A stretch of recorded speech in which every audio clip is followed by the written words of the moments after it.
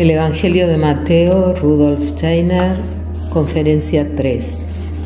La misión del pueblo hebreo, la ley de la tabla genealógica. Antes de continuar, quisiera agregar algo a lo tratado en la conferencia anterior. Hemos dicho que para caracterizar la evolución de la humanidad, principalmente los acontecimientos significativos de la existencia, hemos de servirnos de un lenguaje tomado de los fenómenos cósmicos, puesto que no es posible expresarlo claramente mediante las palabras del lenguaje común. Para caracterizar la importancia de la correlación entre los dos grandes discípulos de Zoroastro, Hermes Otot y Moisés, será lo más indicado describirla como la repetición de un gran acontecimiento cósmico, pero en sentido de la sabiduría oculta o ciencia espiritual. Representémonos nuevamente el período que en nuestra tierra se había separado del Sol, con el resultado de que ambos cuerpos celestes prosiguieran con existencia propia, cada uno con su centro independiente. Hemos de representarnos este proceso de manera tal que en un pasado remoto toda la sustancialidad de tierra y sol formaban un cuerpo cósmico gigante antes de separarse. Pero hay que tener presente que con ello no tomamos en consideración otros procesos cósmicos de los demás planetas de nuestro sistema solar paralelos a dicha separación. Además, hemos de considerar que nos referimos a un período en que esa Tierra aún contenía la sustancialidad de la Luna actual, de modo que en cierta forma existieron entonces la Tierra más la Luna frente al Sol. Todo lo que antes de dicha separación formaba un todo de fuerzas espirituales y físicas se dividió de tal manera que el elemento en cierto sentido más espeso, todo lo más denso, quedó entonces dentro de la Tierra, mientras que lo más sutil, las fuerzas espirituales etéreas, se separaron con el Sol. Hemos de representarnos que después, durante un periodo bastante extenso, la Tierra y el Sol prosiguieron su evolución vital separadamente y que toda la influencia del Sol sobre la Tierra fue de naturaleza bien distinta de la actual. Al principio hubo una existencia, una vida de la Tierra que se dejaba influenciar muy poco de la vida del Sol y de lo que espiritualmente, pero con efecto físico, irradiaba del Sol sobre la Tierra. En aquel primer período fue así que, en cierto modo, la Tierra estuvo en camino hacia un secamiento, una momificación, y si la Luna hubiese quedado retenida en el seno de la Tierra, la vida que actualmente existe en esta jamás hubiera sido posible. Durante el período en que la Luna se encontraba aún dentro de la Tierra, la vida del Sol no pudo ejercer todo su efecto. Esto solo fue posible después de la separación de lo que hoy forma la Luna, incluso las entidades espirituales que a ella pertenecen. Empero, hay algo más en la relación con esta separación de la Luna. Hemos de tener presente que todo lo que ahora constituye la vida sobre la Tierra es el resultado de una evolución lenta y paulatina. Al respecto, la ciencia espiritual también especifica los estados sucesivos que finalmente hicieron posible la vida sobre la Tierra. En primer lugar, hablamos de la existencia del antiguo Saturno, luego la del antiguo Sol y de la antigua Luna. De modo que anteriormente a la separación del Sol, o bien la existencia del conjunto de Tierra y Sol, hubo otras evoluciones de naturaleza bien distinta, a saber, los estados evolutivos de Saturno, Sol y Luna. Solo de este último estado surgió la existencia y evolución de nuestra Tierra. Esta al principio formaba la unidad de sustancia que incluía todos los planetas de nuestro sistema solar, los que solo más tarde y paso a paso se desprendieron. Este desprendimiento fue el resultado de fuerzas que ya habían actuado durante los estados evolutivos de Saturno, del Sol y de la Luna. Ahora bien, sabemos que durante el estado planetario de Saturno no existió tal configuración de la materia o sustancia como hoy es el caso.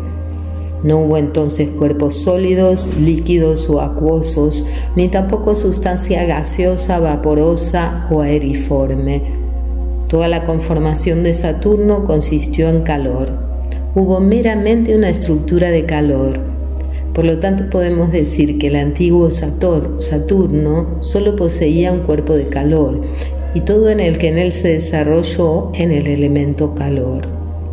Huelga decir que ya sabemos cuán imposible resulta para la física actual representarse un cuerpo que únicamente consista de calor, puesto que la física sostiene que calor no es una sustancia, sino meramente una condición, un estado en el que la sustancia existe.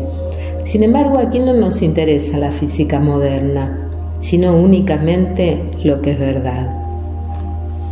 Al progresar la evolución del cuerpo calor de Saturno al estado de antiguo Sol, ese cuerpo de calor en cierto modo se densifica, tal como esto se describe en mi ciencia oculta. Naturalmente subsiste entonces una parte del calor, pero en general el cuerpo calor se densifica al estado gaseoso, aeriforme del Sol. Pero aparte de la densificación, esto implica también una desdensificación, un evolucionar hacia arriba, un transformarse en luz. Resulta pues que pasando del estado calor del antiguo Saturno al estado solar, llegamos a un cuerpo cósmico que contiene aire, calor y luz. Y si progresamos del Sol al estado de la antigua Luna, anterior a nuestra Tierra, encontramos que nuevamente se produce una densificación. Además del estado gaseoso o aeriforme, encontramos el estado acuoso.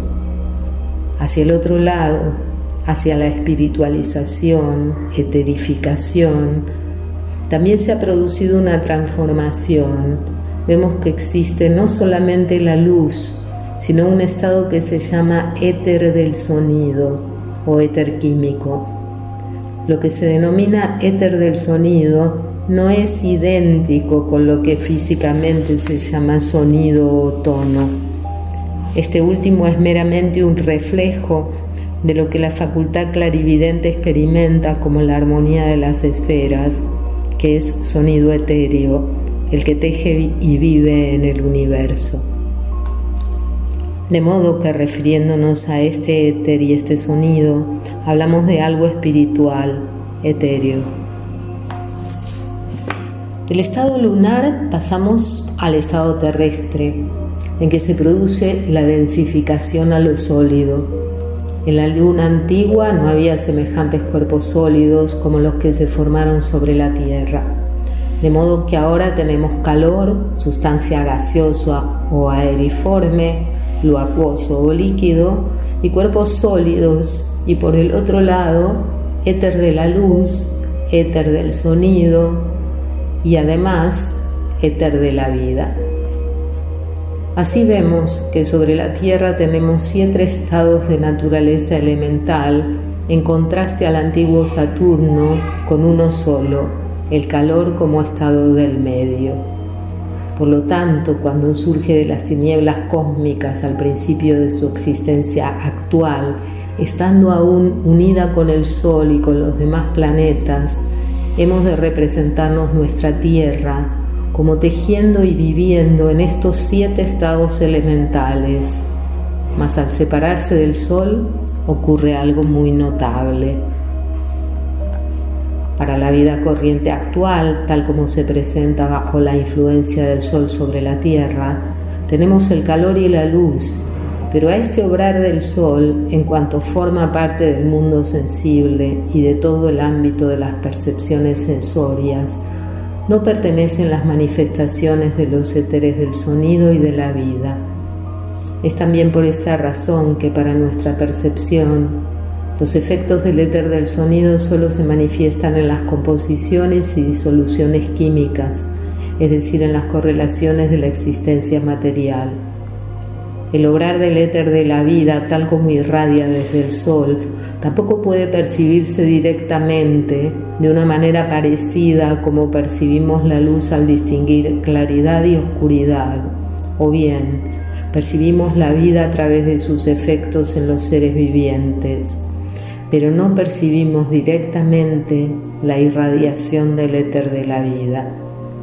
Es por ello que la ciencia se ve precisada a admitir que para ella la vida en sí es un enigma. Vemos pues que las dos categorías superiores de manifestaciones etéreas, el éter de la vida y el éter del sonido, si bien irradian del sol y pertenecen a lo más sutil de sus efectos, no se revelan directamente a la percepción común.